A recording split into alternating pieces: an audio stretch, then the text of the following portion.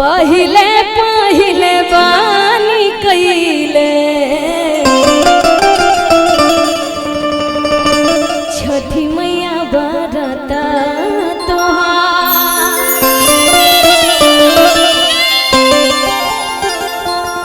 करी हाँ क्षमा छठी मैया भूल चुक गलती लेकिन ऐसे नहीं पूरा पूरा हाथ उठाइए सभी लोग हाथवा उठाइए भैया क्या कंजूसी होता है कहते हैं कि एक हाथ उठता है अर्पण के लिए और दूसरा हाथ उठता है समर्पण के लिए दोनों हाथ उठा के कोसिया भराए चौमुख दिया बनाए बहो चौमुख दिया बनाए बहो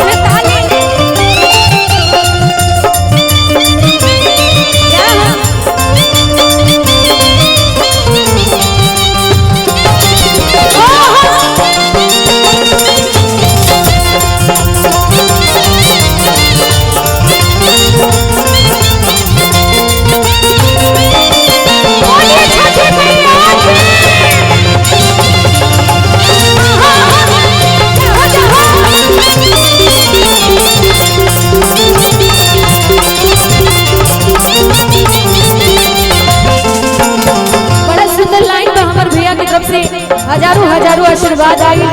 नाम तो नहीं पता लेकिन बहुत बहुत धन्यवाद रहुआ के और छोटू शर्मा जी की बहुत बहुत धन्यवाद बहुत ही प्यार दुलार मिलेगा फल फल हरिया से दौरा सजा के अपना भला मोदी के माथ पाँव उठा के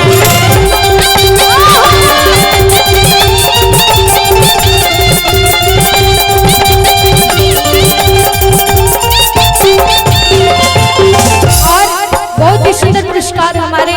प्यारे लाल शर्मा जी की तरफ से आया है बहुत बहुत धन्यवाद और बबलू जी आप एक बहुत अच्छे आर्टिस्ट हैं आपका डांस का कोई जवाब ही नहीं है इसीलिए तो मैं आपको खड़ा करवाई फल फल हरिया से दौरा सजा के अपना भला माटी के माथ पाँव उठा के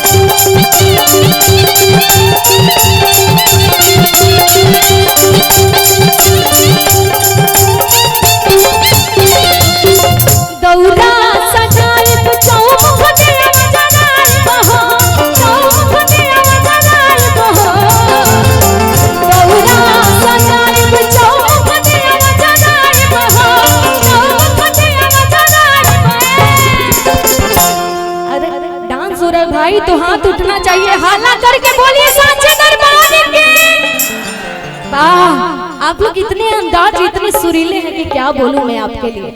दोनों हाथ उठा के दौरा सजाए चौमुख दिया बनाए बहो चौमुख दिया बनाए बहो छठी मैया बोलिया मनाबू जब बला तब होया रखिया देवे घटिया पे आए बहो छठी मैया बोलिया मनाबू जब बला तब होया रखिया देवे घटिया पे आए बहो बोले छठी मैया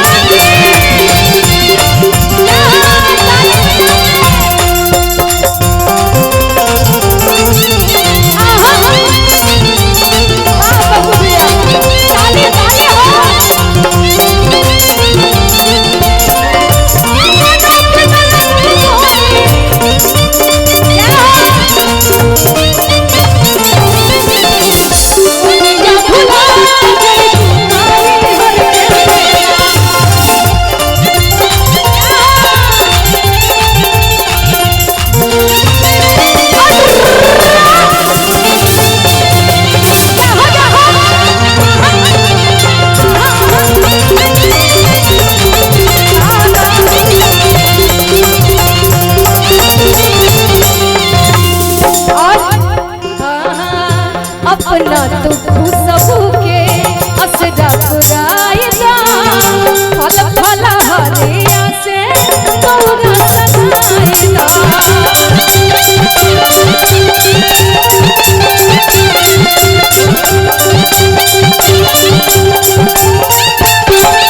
बहुत सुंदर आशीर्वाद भैया की तरफ से हजारों हजारों आशीर्वाद है। और बड़ा सुंदर लाइन है इसी है असरा तो खुशबू के कई द कबूल गोटिया में दे दे भैया सुन रे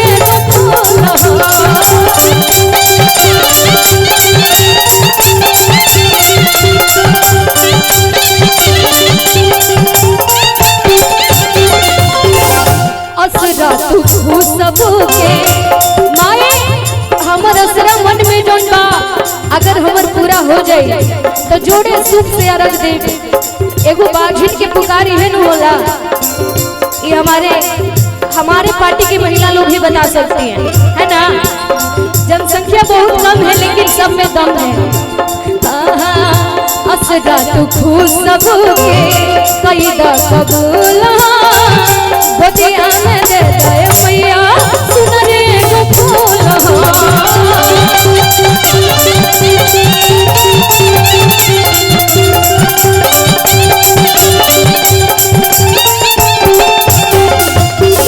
चौका पुराए चौमुख दिया जनाए बहा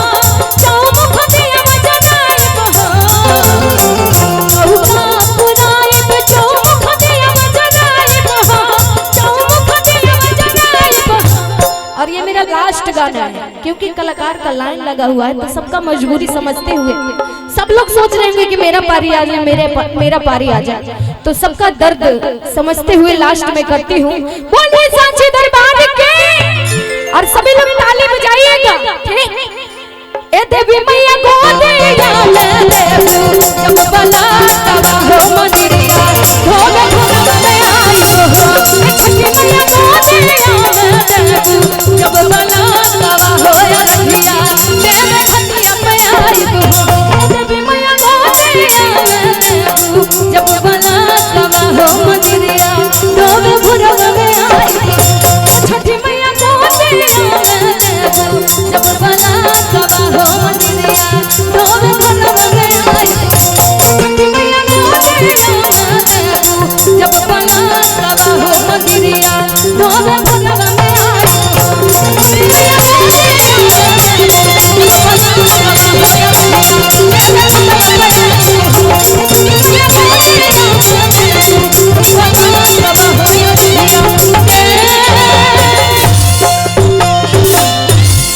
छठी मैया गोदिया में दे दो जब बला कवा हो या रखिया देव घटवा पे आई हो। बहुत बहुत धन्यवाद आप सभी को।